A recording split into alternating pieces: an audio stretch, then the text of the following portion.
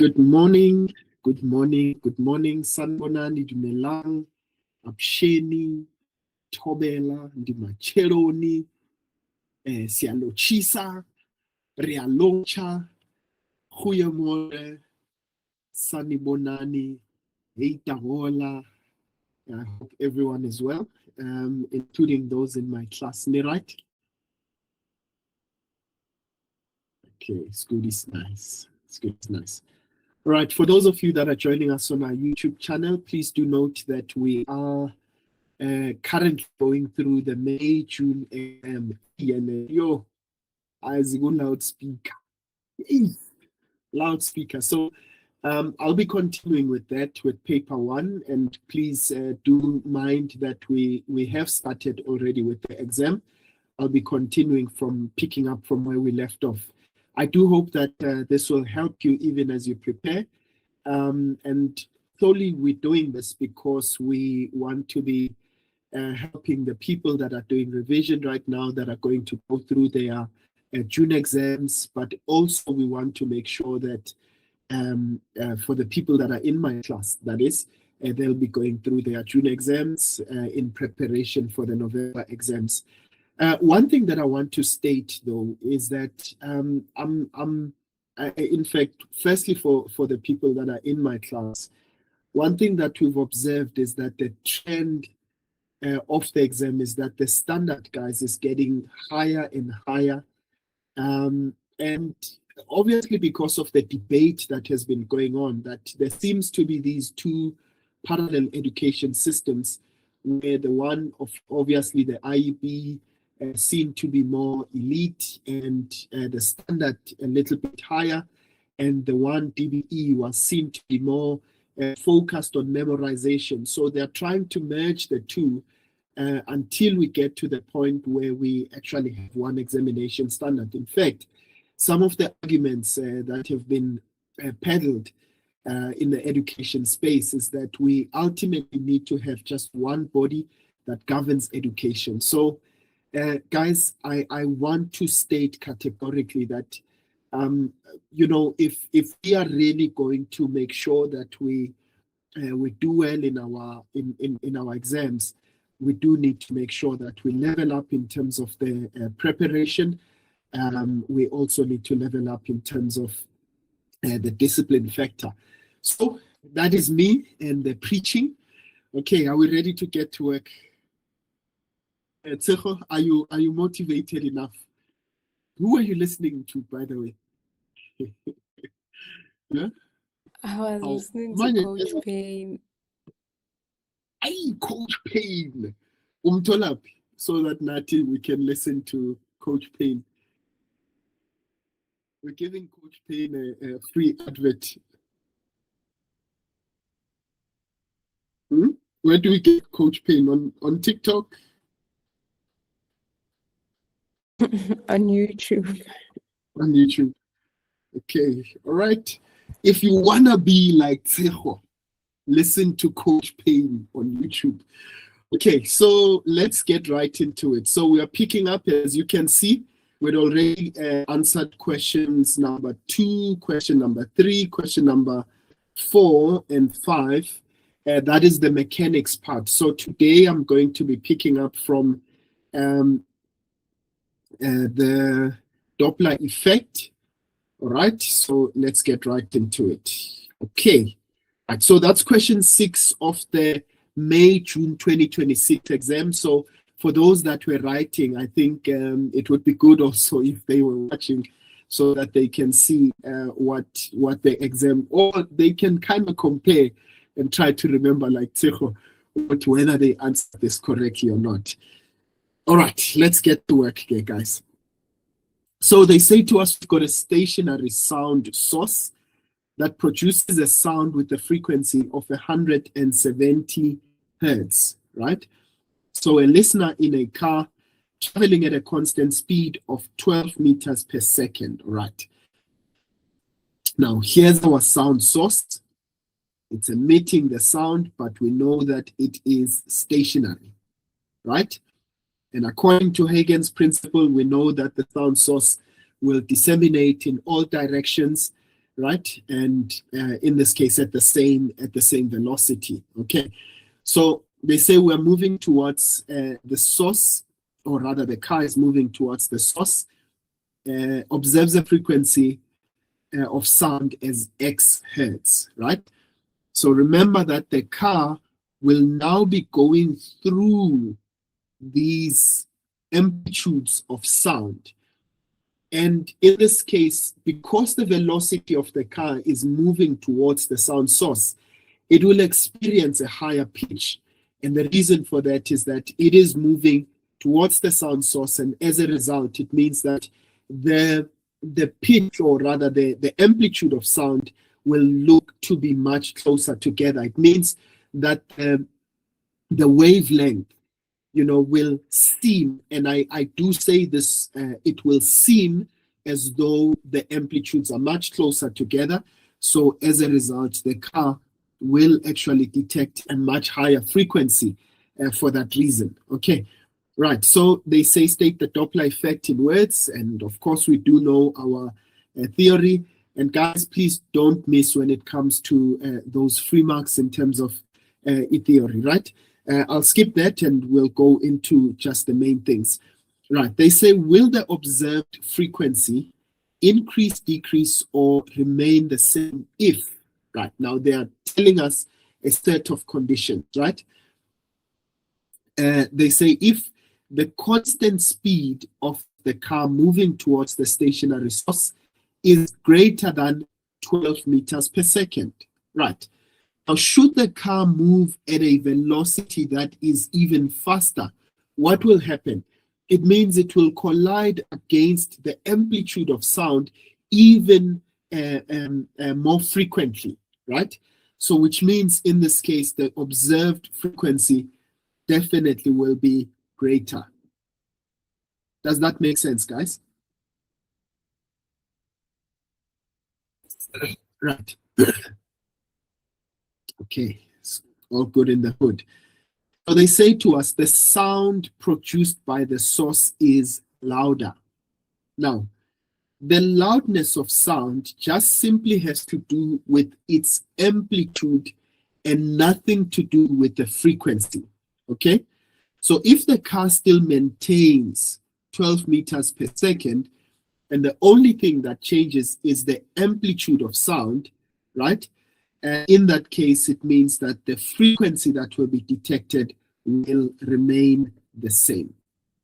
Okay, sorry, I'll just write RTS, meaning remain the same. All right, so please note, once we talk about the loudness of sound, so if this was the sound source, or what we are detecting, yes, we will hear the same source of sound. Sorry, I'm trying to actually show you what that would look like. Yeah, let's do this. Okay, so it means this is what will happen. So same frequency, but the amplitude is just simply much higher. So the frequency is still the same, the wavelength hasn't changed, so our frequency in that case will remain the same.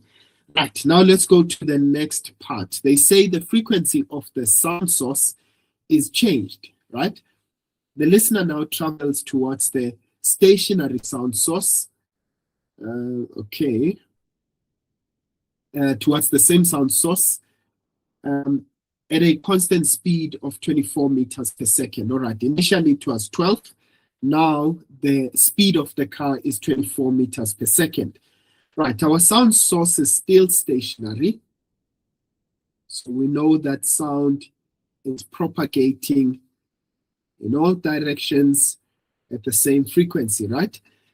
Or rather at the same velocity. So they say to us, calculate the new frequency of the sound source. Right. Now, oh, sorry, I forgot to read a certain part. They say the observed frequency is still X hertz, right? Now, I want us to note, so they are kind of combining two stories, and I'm sorry, I'm going to just remove the part that I drew here so that it doesn't interfere with us, right? So they are kind of combining two things, and you can see it's a 6-mark question, right? So we need to first look at the initial story. And what do we note in the initial story? That when the frequency of sound was 170 hertz, right? So this was the frequency of the source. Remember, they said the sound produces a sound with a frequency of 170. So this is the frequency of the source, okay, which is 170 hertz. And we know that the velocity of the source is 0 meters per second, right? And now they said to us, the listener, that is when the car was moving at 12 meters per second, the listener hears a frequency of X hertz, right? So now we need to find out what is this frequency that the listener was hearing so that we can be able to calculate, to use it in the next question, right? So I don't know if we will have enough space, but we shall try. Okay, it's fine. I'll have to write it at the bottom there. Right. So we're going to say Doppler effect. We know that the frequency of the listener, that's V plus minus VL, V plus minus VS, VS multiplied by Fs, right? So now, how I taught you to actually do this is that, remember, we already anticipate that the frequency that the person in the car will hear is a greater frequency, right? That's a much higher frequency. So which means this fraction over here must be an improper fraction. Why?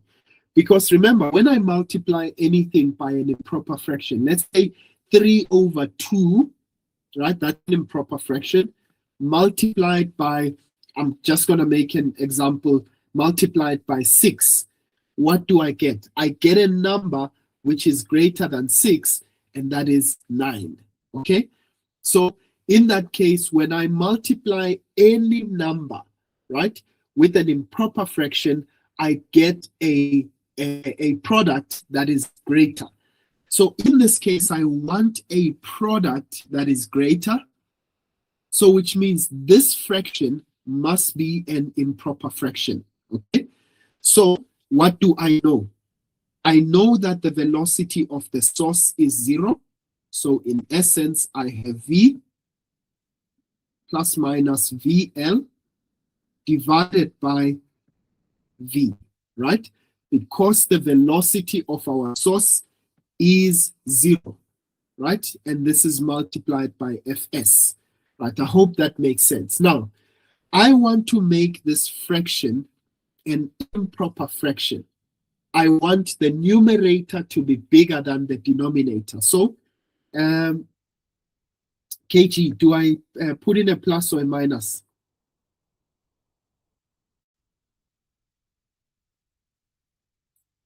KG? At the top, do I maintain, do I have a plus or a minus at the top?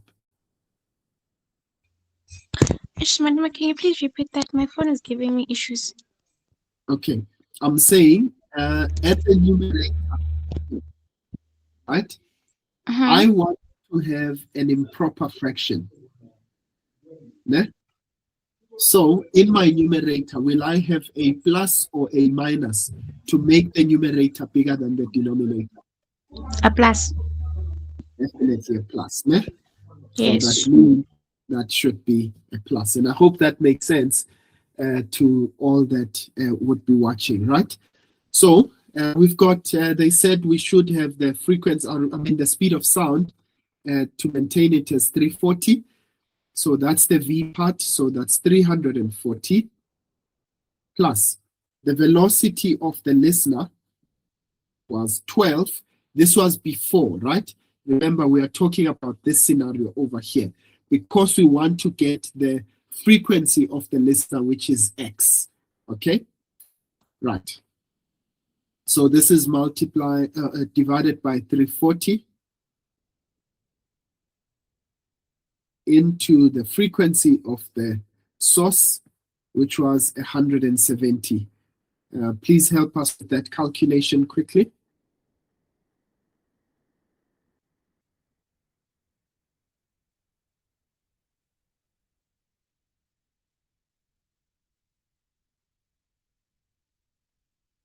So that's 340 plus 12 divided by 340, and we multiply this by 170. All right, I get a value of 176. So it means X is 176 hertz. Are we all together so far, guys? No? Right, but that's not what we were looking for, right? They said to us, we want the new frequency of the source if the car is now moving at is moving at 24 meters per second. But they say the frequency still is maintained as X. So the frequency of the listener we now know is 176 hertz, right? And right now what we are looking for is what would be the frequency of the source. What is the frequency of our source in that case? Okay, that's what we're looking for, but we know that the velocity of the source is still maintained as 0. So let's go for it. So we're going to say again, Doppler effect FL is V plus minus VL over V plus minus VS times Fs. Right, so we know what the frequency of the listener is. That's 176, right? Now again, we know that we still have an improper fraction, right? So it would still be the same as the previous one, but not, sorry, that's going to be 340 plus 24, which is the speed of the car now, divided by 340. But what are we looking for? We are looking for the frequency of the source. All right, so in that case, I'm just going to remove this, what we were calculating the other day. So to get the new frequency of the source, it means I'm going to divide by this entire thing. So which means I'm going to divide 176 by 340 plus 24 over 340. Okay, remember what I do on the left, I need to do on the right. Okay, and if any of you have been able to get that answer for us quickly, please do let me know.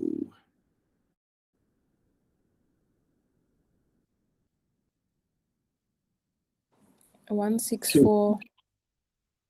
It is 164. 164. Okay, so 164.4. 4. Okay. Yes, sir. All right. So we get a frequency. So the frequency of the source must have changed to a lower value in this case, which is 164.4. All right. Are we all good in the hood, guys? All right. Great stuff. Okay, let's go to the next part. Right. So they say to us, X, Y, and Z are absorption spectra. E and R represent the red, B and R represent the blue and red ends. So this is the blue end. Remember, on the blue end, this is where you've got higher frequency. Okay? And on the red end, this is where you've got lower frequency, right? Okay, so they say to us, these are the blue and the red ends of the spectra, right? Spectrum X shows the absorption lines of light from the sun, right? So this is for X, which means that's the original spectrum, right? So now we're going to look at Y and Z. Now, before I even get to the question, I want you to note that on Y, right, we seem to have the spectral lines shifted towards the red end, towards the lower frequencies, right? Now, according to the Doppler effect, remember, in this case, what does it indicate to us, right? Is it informing us that this, whatever the source of light is it moving towards us or is it moving away from us? So this is red shift. This is a red shift. So it's telling us that whatever it is moving towards the lower end of the frequencies. And we know, according to the Doppler effect, when an object is moving away, in that case, that's when the pitch or the frequency becomes lower than the pitch, or rather the frequency of the source. So in that case, this tells us whatever it is, or the sun in this case, must be moving away. And when you observe the Z in this case, you realize it is actually blue shifted. So it's moving towards the higher end, right? So in that case, it means that it must be moving towards. And by the way, this red shifting is what gave rise to the Big Bang theory, right? That in this case, the origin of the universe is actually from just one particle that just exploded in this case, and all these particles are still continuing to move away and further away. Well, whether you want to contest this theologically or otherwise scientifically, that's another story for another day. But let's answer the question. So they say, which spectrum shows the absorption lines of light from another star that is moving away from Earth, right? Choose X, Y, or Z and explain the answer, right? We've already chosen. We said, okay, this is definitely going to be Y. Sorry. So we said Y. Now, what is our explanation in this case, right? So firstly, we note that Y is moving towards the red end. The spectral lines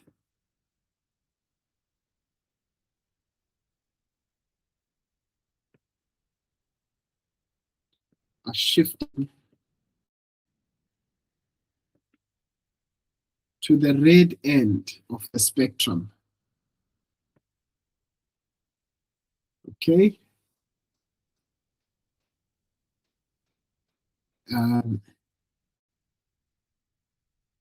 And you must remember that the red end has lower frequencies, right? Or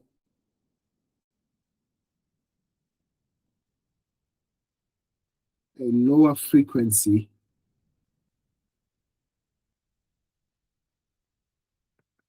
You can say that the spectral lines are moving towards the lower frequency, okay?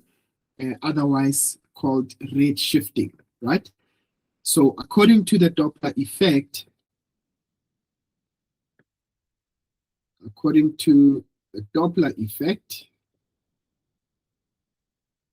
fact, I should write that with the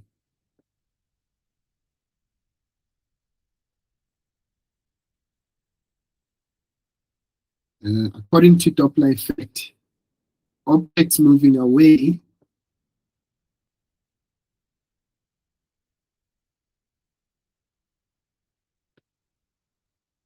will have lower frequencies.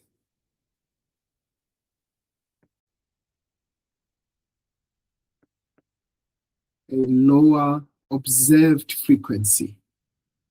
Okay, and by the way, guys, this is just my explanation. It's not the Bible, okay? You can explain this your way as long as at the end of the day, you make a case that makes sense, right? You could have chosen to tell us about, firstly, you could say that objects are moving away from the source, right? Would have a lower frequency, or would observe rather a lower frequency according to the Doppler effect. In this case, strip Y, okay, seems to be moving towards the red end, which has lower frequencies, and so it must have been moving away. All right, so you can find ways as long as they seem plausible in this case. Okay, right. Are there any questions? All right, beautiful, beautiful. See right on it, guys. Can I move on to the next question? All right, awesome stuff. Okay, right, let's go to the next question, which is based on the electricity part. So they say to us, we've got two small spheres, that is P and S, carrying a charge of 4 microcoulombs and 9 microcoulombs respectively. They are placed 0.1 meters apart, right? Now, they say to us, state coulombs in words, okay? I won't go through that. Please, you must make sure that you memorize all of this, right? So they say, calculate the magnitude of the electrostatic force experienced by sphere S, right? Now, in this case, even though they say experienced by sphere S, of course, we know that according to Newton's third law, the force that sphere S exerts on sphere P will be the same that sphere P exerts on sphere S. So it is the electrostatic force that both of them would experience. So I'm going to say F is equals to KQP QS divided by R squared. Okay, and that is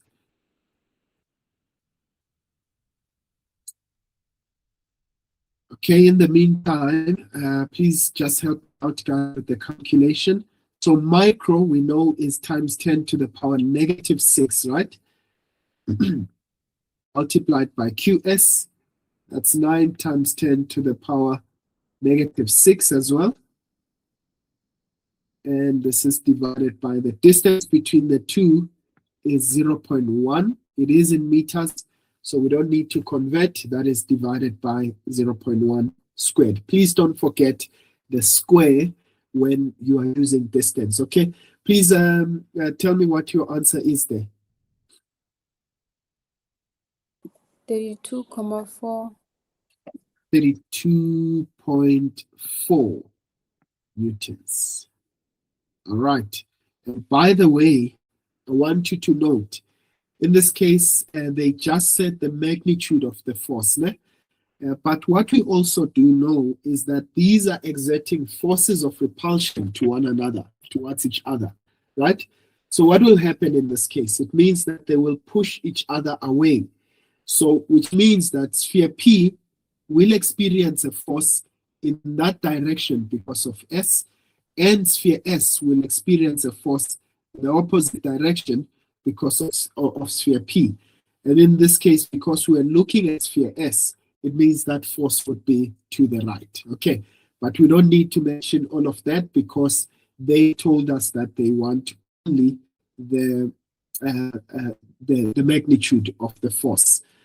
All right, now let's go to the next question. So they say to us, X is a point R meters to the right of sphere P, okay, as shown in the diagram.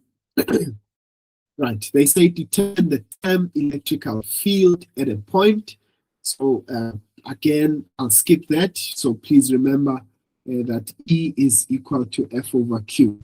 Right, we know that it is a force that is exerted, or rather, it is the area electrostatic force can be felt per unit charge. Right, so they say calculate R if the net field at X is 0. Right, now I need to have a little bit of space here so that we can answer that quickly. So I want you to think about it in this case. What does it mean if they say that the net force, rather the net field is 0? So it means that those two fields must be in opposite directions. Now, I want you to know, where we've got a point, what do we always assume? We assume that we have a positive test charge.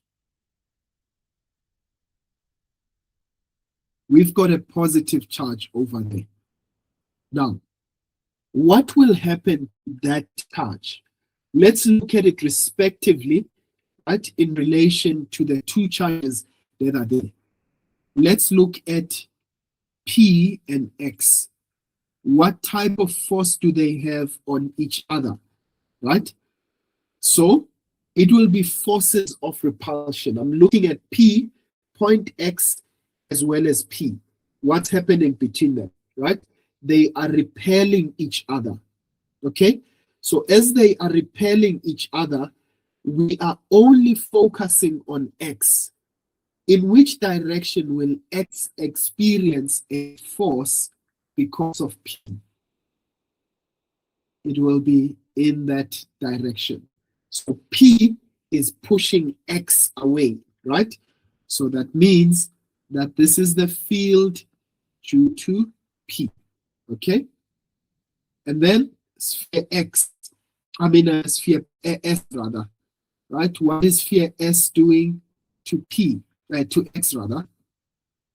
Again, they are both positive, so S is also, so if this is S and this is X, right, they are also pushing each other away, but we are focusing on X. What will happen to X? X will be pushed away by S.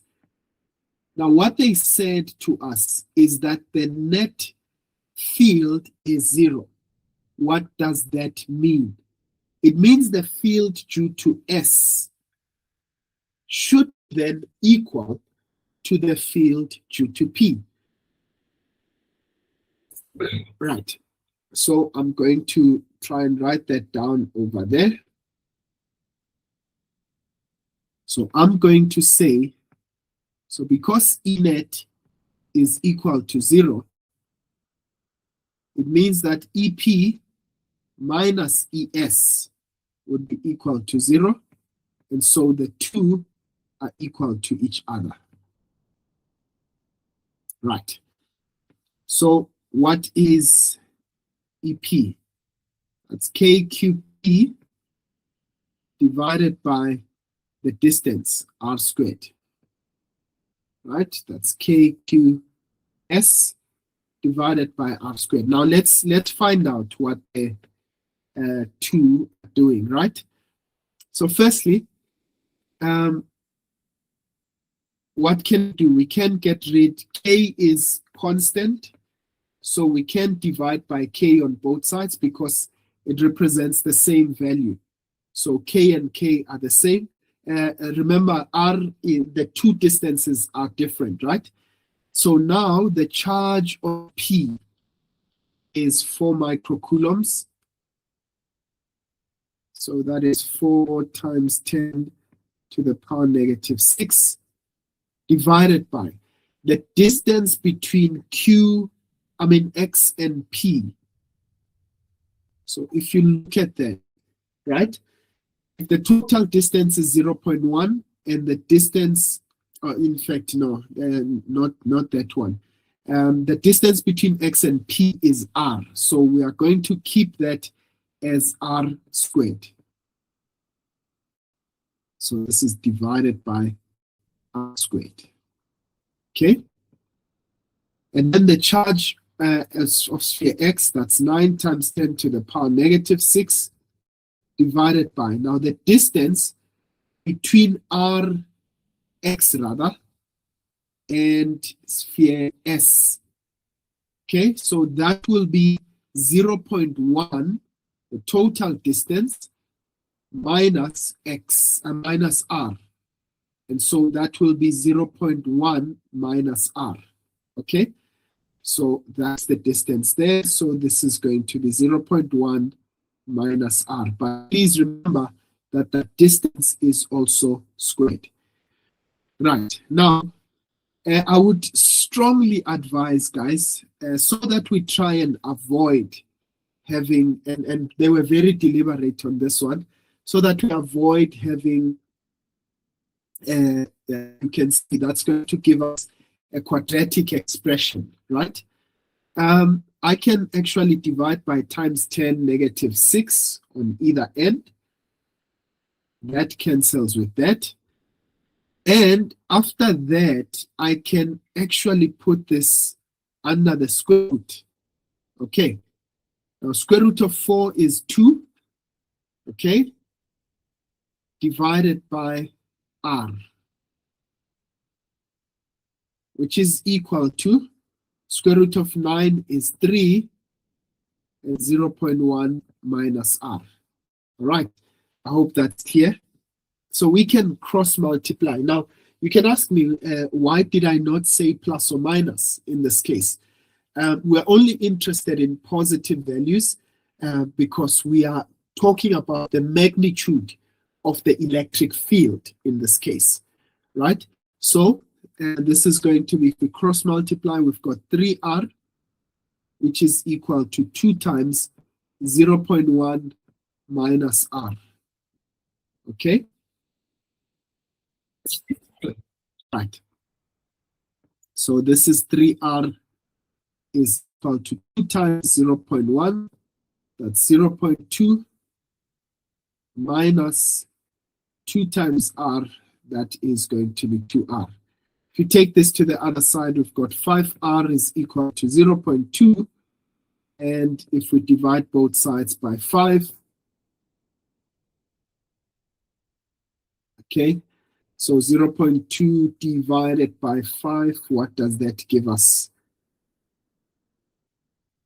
0.04. Okay, meters. Okay, so this tells us that the distance that is r was actually 0.04. I hope that makes sense, guys. Please tell me if it's right. Okay, right. Then in the next question, they say to us, we've got the 2 spheres that are brought into contact and returned to their original positions. Now, please, I want you to remember, whenever we bring spheres into contact with one another, right? Remember that there will be a transfer of electrons that takes place.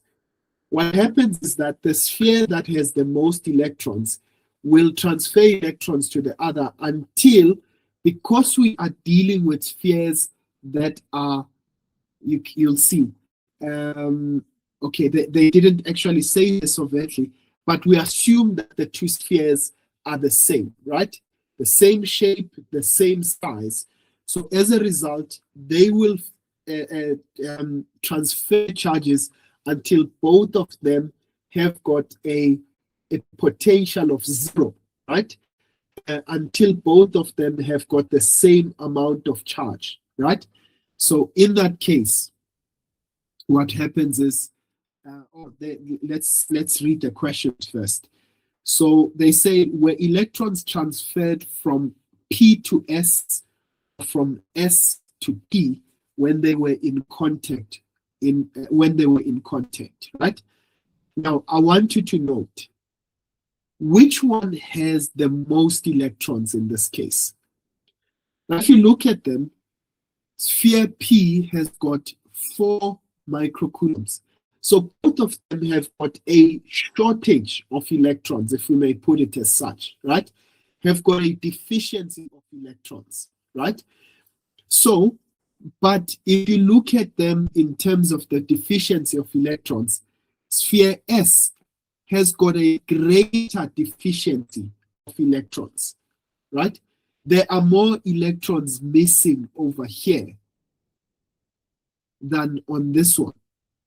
So which means, in essence, sphere P has got more electrons than S. And so what will happen is that electrons will be transferred from P to S. So our answer there is P to S.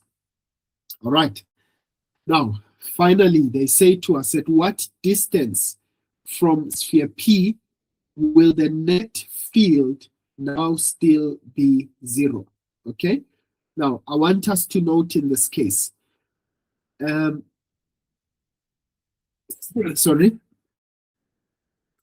said at what distance from P will the net field now still be 0? So I suppose they are still talking about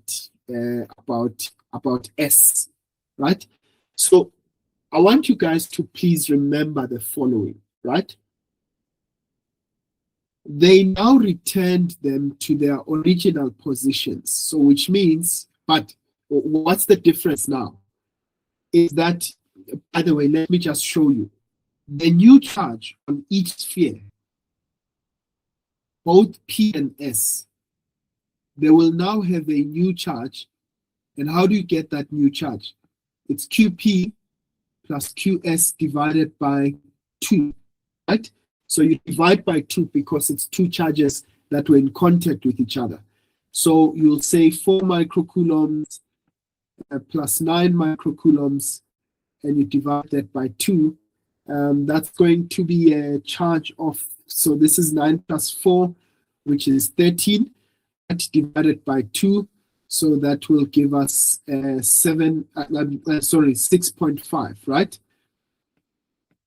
So each of them will now have a net charge of 6.5. Not that that has anything to do with anything, right? But because the two charges are now equal in charge, so this is 6.5. Because both of them now are equal in charge, so 6.5 microcoulombs, 6.5 microcoulombs, right? Where will we experience a net field of 0? Right in the middle. Okay, right at the center. At first, the reason why it was skewed is because the one charge is bigger than the other, right? So in terms of where we'll have a net field of 0, it will be somewhat skewed towards the charge with the smaller charge, right? So in this case, because they now have got equal magnitudes of charge, it means that it will be at a distance. Okay, so it should be 0.05? Yes, 0.1 divided by 2. So it will be at a distance of 0.05 meters. Does this make sense, guys?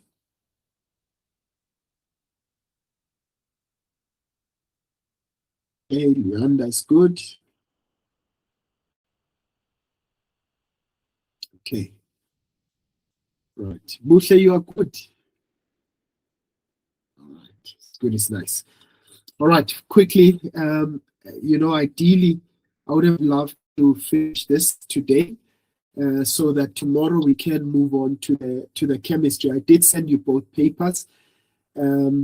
And for those of you that are on our YouTube channel, if you want to join, by the way, we are now on a mode where we are preparing towards our November exam. And if you do want to join our lessons, you're more than welcome to get in touch with us. That is at info@mlungisinkosi.co.za. Otherwise, you can also contact us on 064 554 7199. And all those details will be available on the description of the video, but we'll also be fighting all of those details during the course of this live stream. Okay. So let's go right into the next question. We are looking at electric circuits now. They say a battery with an EMF of 24 volts and an unknown internal resistance is connected to 4 resistors. When switch S is closed, the reading on ammeter A2.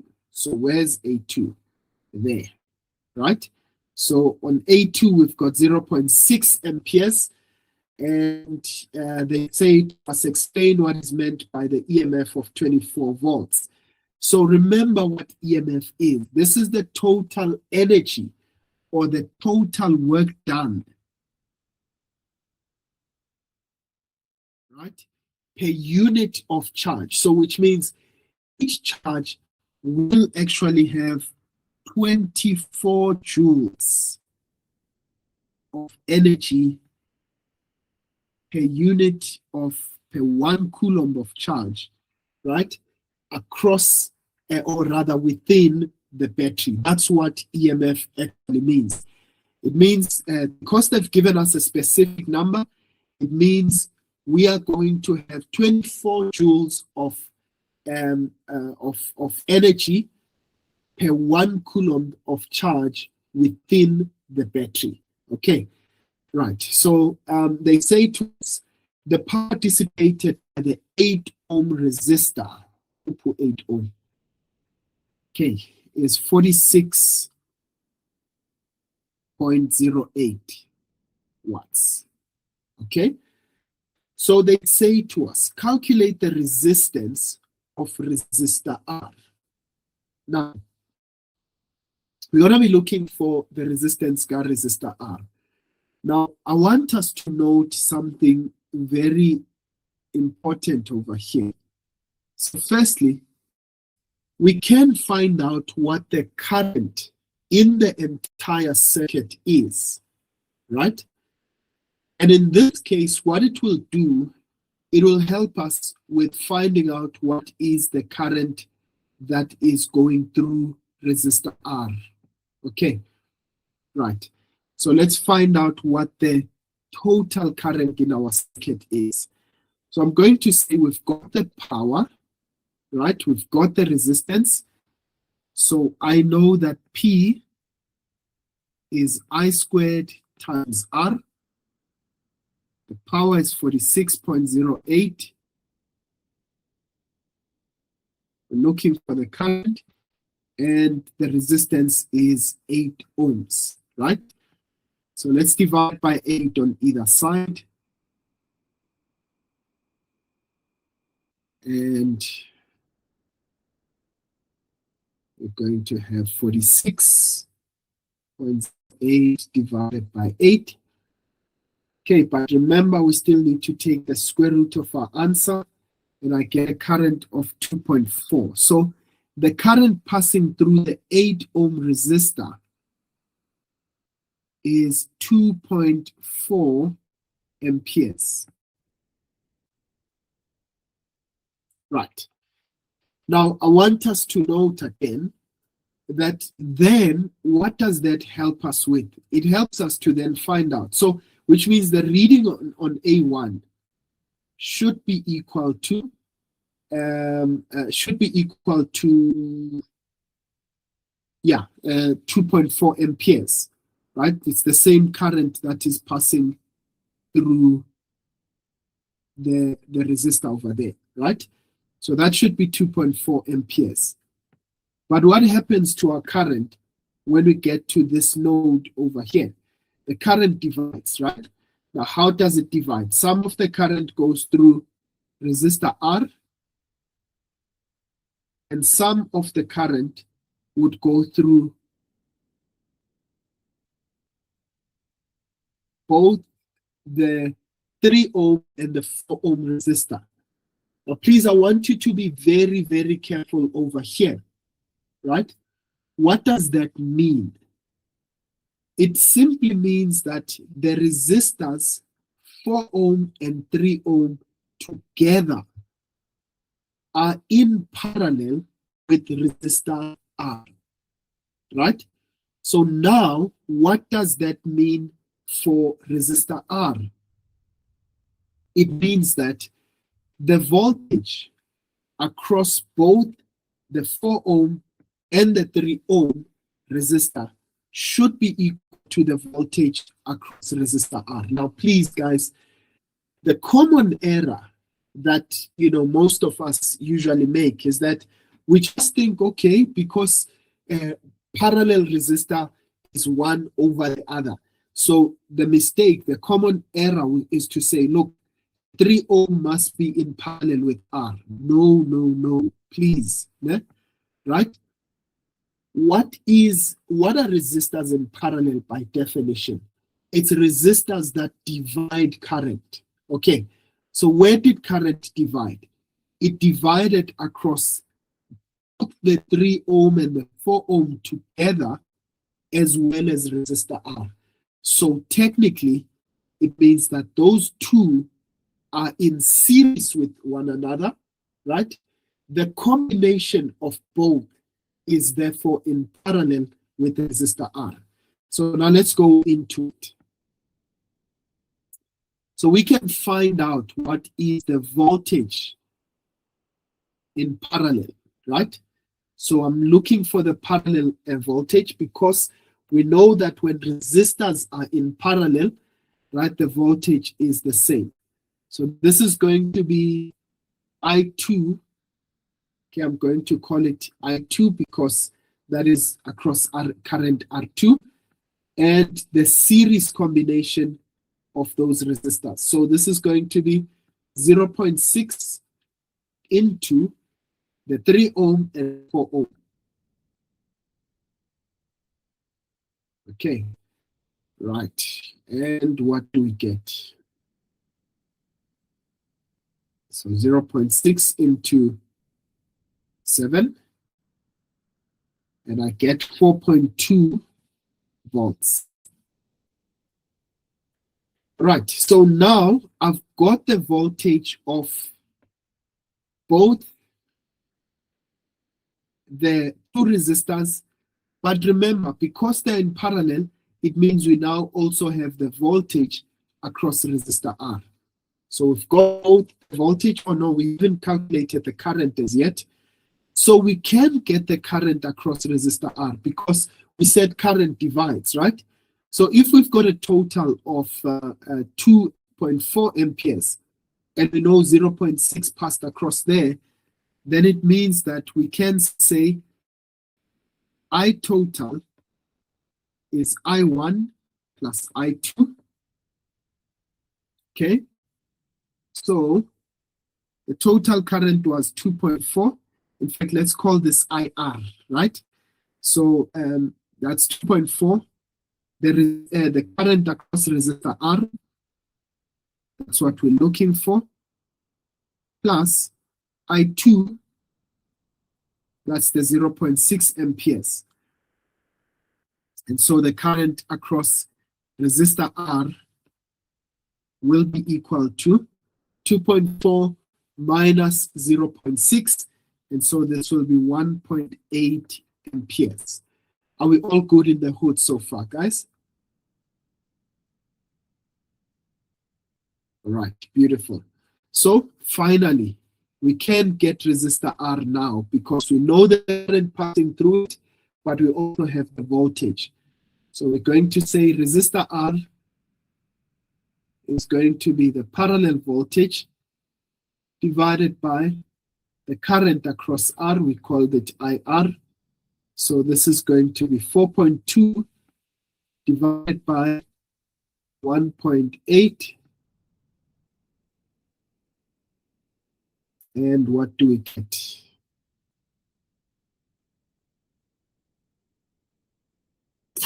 Right, I get a resistance of 2.33 ohms.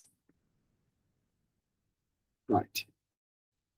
Okay, what a question. It was definitely worth the 6 marks. Okay, so that's all the gymnastics that we had to go through, right? Okay, let's go to the next question. They say to us, calculate the internal resistance of the battery. Right. So in order for us to calculate the internal resistance, usually we're going to use E is equal to IR plus small r. Okay, so we've got the total current. You remember we calculated that to be 2.4 amperes. So we are good there. But what do we need now? We need the total resistance of the circuit. Okay, we need to know what is the total combination of our resistors. Okay, so remember we've got the 8 ohm, we've got that parallel combination. So let's find that out. Okay, there's an easier way of calculating that parallel combination, by the way. I'll show you that just now. Because if I combine them all, right? If I combine all of these resistors, right,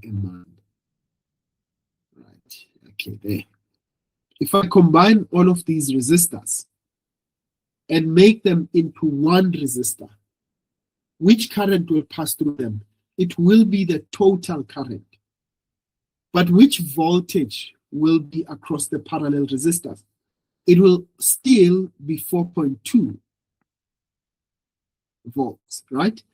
So I can either find a parallel this way.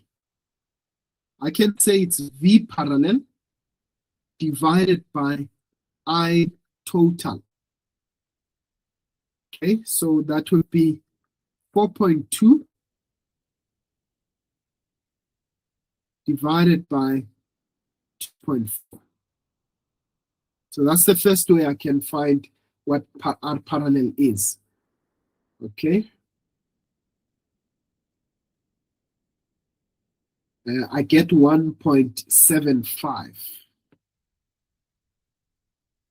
ohms, right? That's our parallel. But you could have also calculated that in the traditional manner, right? And how do you usually calculate the R parallel? You could have said, well, that's going to be 1 over RP is equal to 1 over, let's call it R series for these two, plus 1 over R, right? So RP would have been product divided by sum, RS times R divided by RS plus R.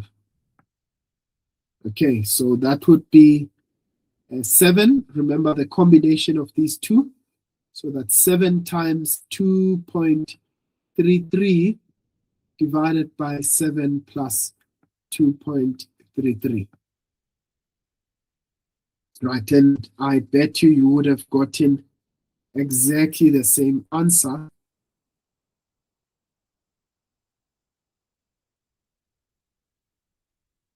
Divided by 7 plus 2.33.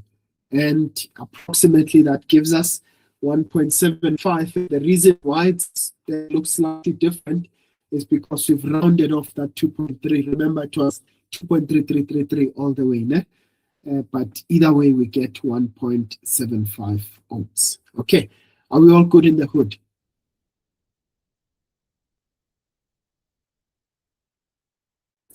Right, so let's go to the next portion. We found our parallel, but we are not done. We want to find out the total sum of the resistors in the circuit. So R external is going to give us R1, and it's going to give us R parallel plus that 8 ohm resistor. So that's going to be 1.75 plus 8, which is 9.75 ohms. Now we can use our E formula, right? Our EMF is 24. Our current is 2.4. R external is 9.75. And we are looking for the internal resistance, right? And so we can divide by 2.4 on either side. That gives us 10, which is 9.75 plus R. And you can see that R will give us 0.25 ohms. Okay, right. And that is the value of our internal resistance. Okay, are we all good so far?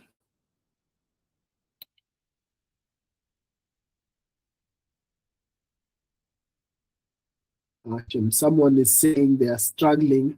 Unako, saying I've been struggling with this topic since grade 9. Come to our class, Sinako, and we'll definitely be able to assist there. All right, so let's go to the next part of it. So they say to us, how does the potential difference across the 4 ohm resistor, okay, let me just remove all the hohakis there. Right. I just want to get my eraser. Okay. Right. So they say to us, how does the potential difference across the 4 ohm resistor compare to that across resistor R? Right? Choose from greater than, less than, or equal to, and give a reason for the answer. Okay. Right. So, okay. Firstly, let's have a look at this, right? We want the potential difference across the 4 ohm resistor. Here's the 4 ohm resistor here.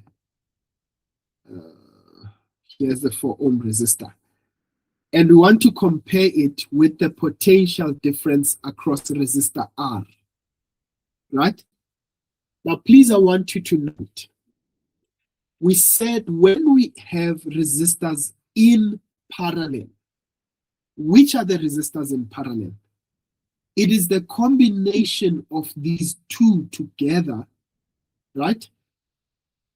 And R. So these have got the same voltage, the same potential difference, right? But now, remember, these two being in series with one another, what are they going to do? They'll have to share that voltage of 2.4, what was it? Yeah, 4.2 volts together, right? So in essence, what it means is that the voltage across this one, the 4 ohm resistor, will be less than. It will be less than the voltage or the potential difference across resistor R. And they said, give a reason for your answer, right? So our reason is that both the 3 ohm and 4 ohm resistor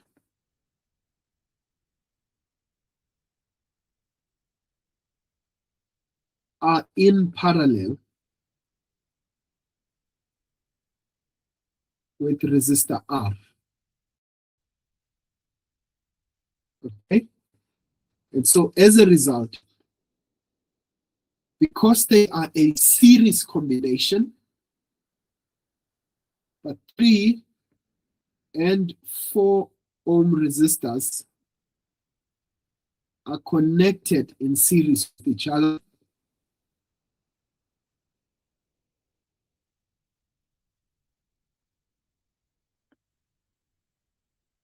with one another.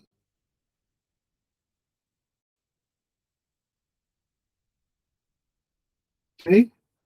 And therefore, they will divide the voltage. Right? Or in this case, we know that series resistors divide potential difference, right? They will divide the voltage.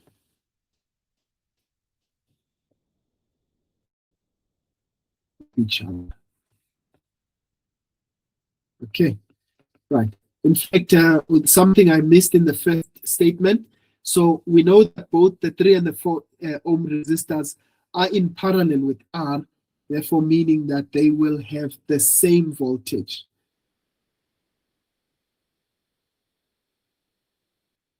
Okay. I want to write this down.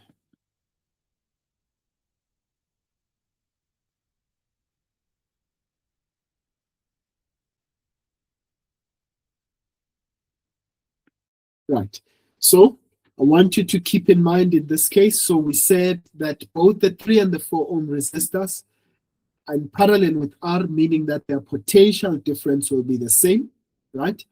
But because 4 and 3 are in series with each other, they will therefore divide that voltage. So the voltage across the 4 ohm will be less than the voltage across resistor R. Okay, right. I hope that makes sense to all of us.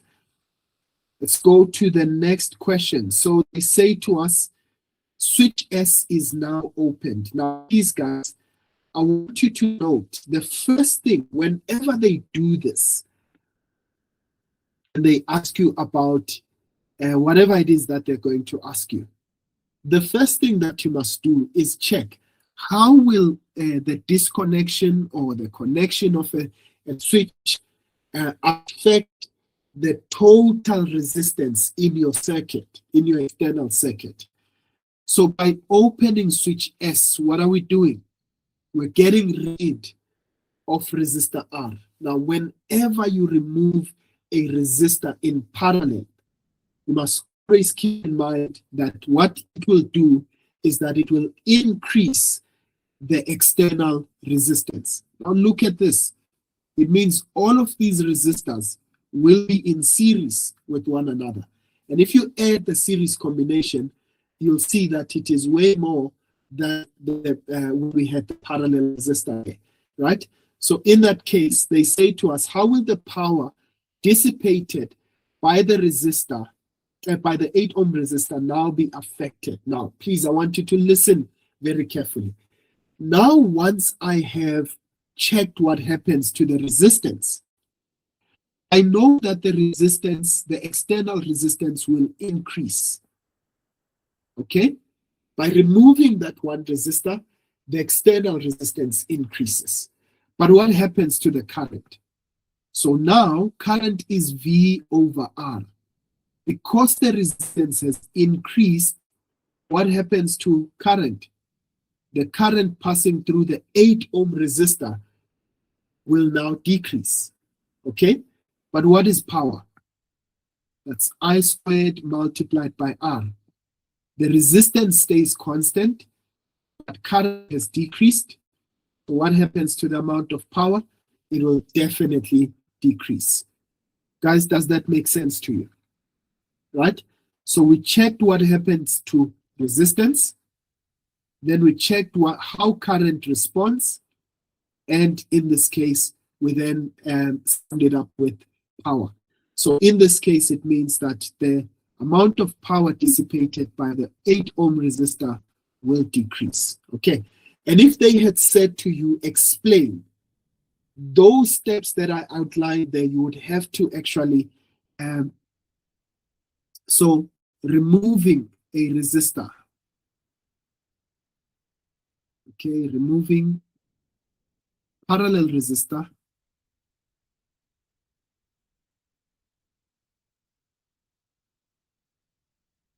Okay, will increase the external resistance.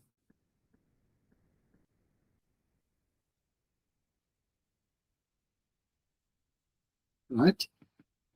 And so what happens in that case? It means I is equal to V over R. You can actually write this in this way. An increase in R will therefore decrease current. Okay, right. And what will happen in that case, P is I squared multiplied by R, right? R remains constant.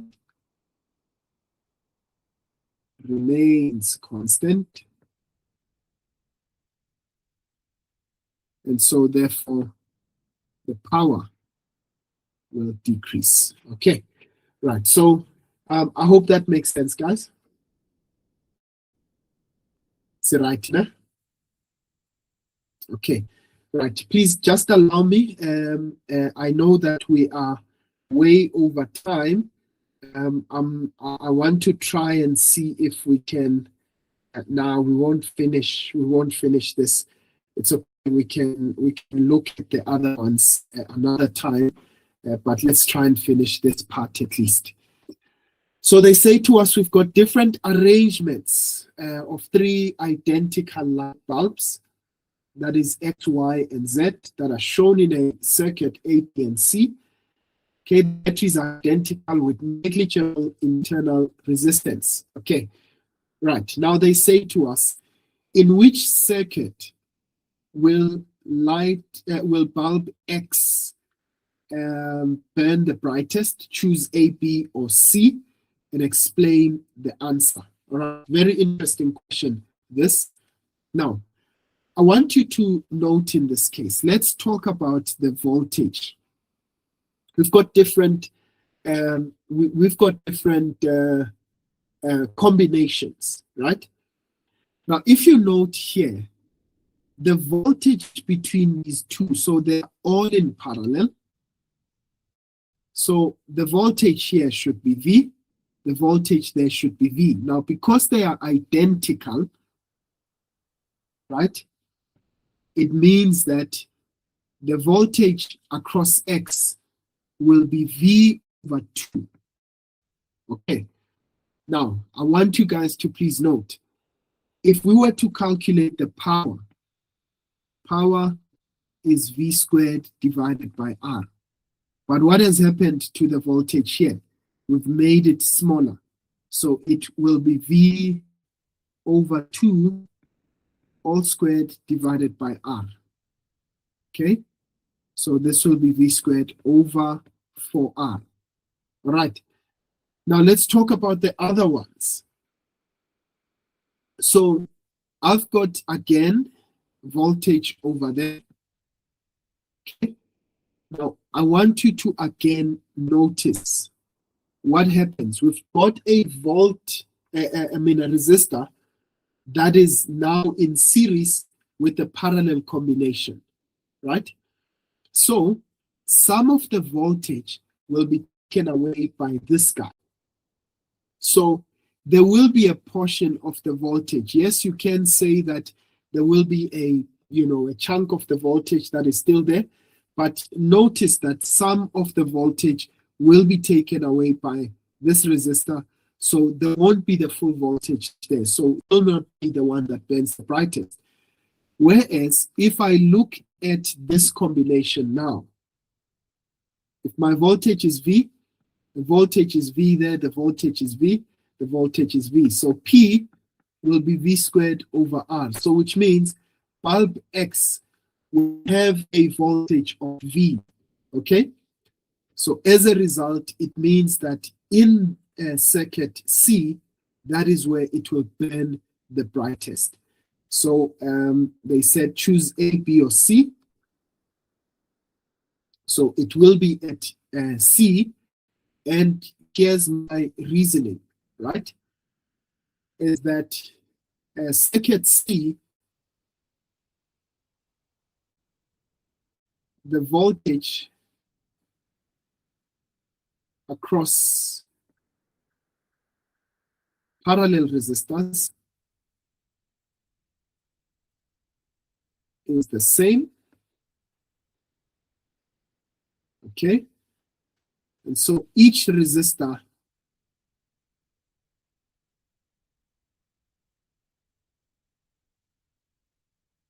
has a voltage that is equal, right? So it has equal voltage in that case.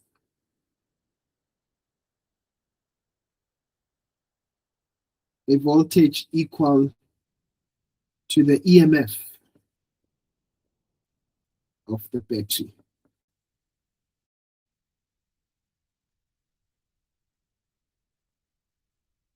Okay, and as a result, we know that power is equal to V squared over R.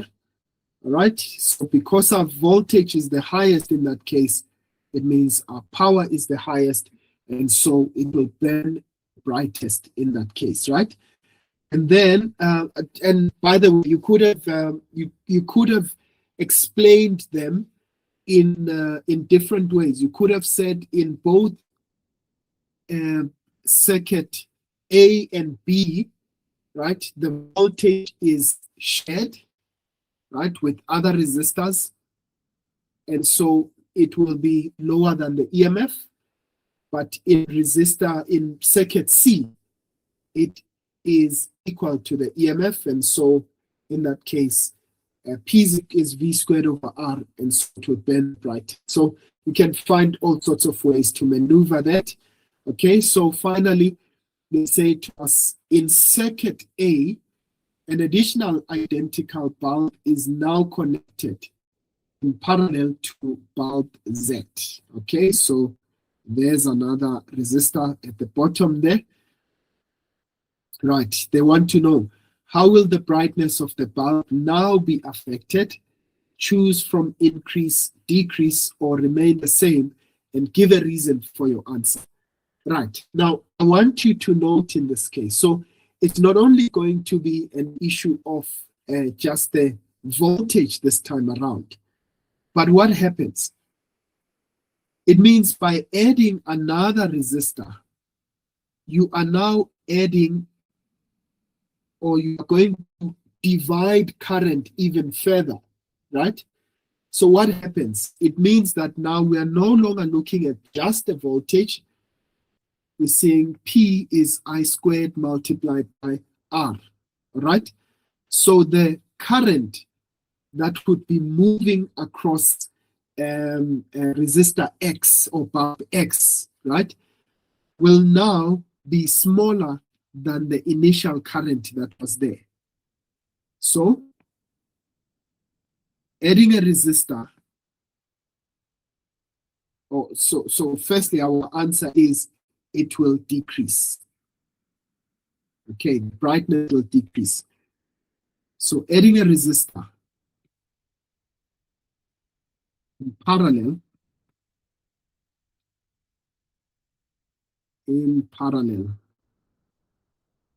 will decrease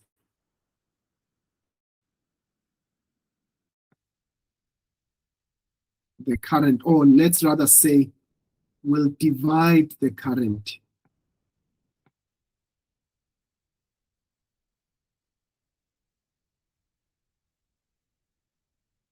The current passing through the resistors. Okay? And so what happens in that case? It means that the current through X will decrease. And so in that case, the power is I squared multiplied by R. Because of a decrease in current, we will therefore have a decrease in resistance. Okay, right. I hope that makes sense. Sorry that I am trying to rush into this now. Right, please tell me if this does make sense, guys. Now, before Jen, if it makes sense, please, I want you, even as you practice, and for those of you that are also watching, you'll see that the scope of what we call synthesizing type of questions, synthesis type questions, where you need to think critically, right, has now kind of increased, right? So please work on that aspect. And these questions, usually they are reserved, obviously, for, you know, as they would rightfully say, the test students. But there is a method behind working through these type of questions. And so I do implore you, you know, watch the videos, especially where I do multiple choice questions, because you'll find that usually when I do the multiple choice, I'll show you a rational way of answering these type of questions. And I always go through the explanation why that is the case. Okay. Yeah, so that will help you quite a lot. And as I did say, so we expect nothing different from November. They are going, it's still the same set of examiners. And so we expect that there will be these questions that will be asked. And so, guys, I want us to leave it here for today. Yeah, I must admit, you know, the standard is definitely going up. So, which means that we need to also make sure that we level up our level of, you know, preparation. Yeah, I must admit, today's questions were slightly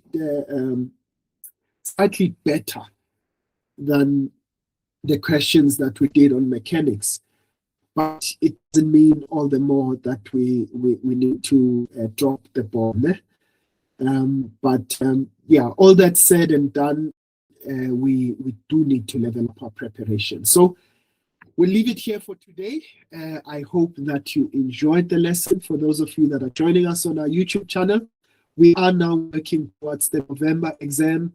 For those of you that are watching, please make it a point that you tag along with us. And for those of you that do want to join us, you are more than welcome to do so, as we will be taking this plane and landing. All right. I'll see you guys another time. Stop shop for now.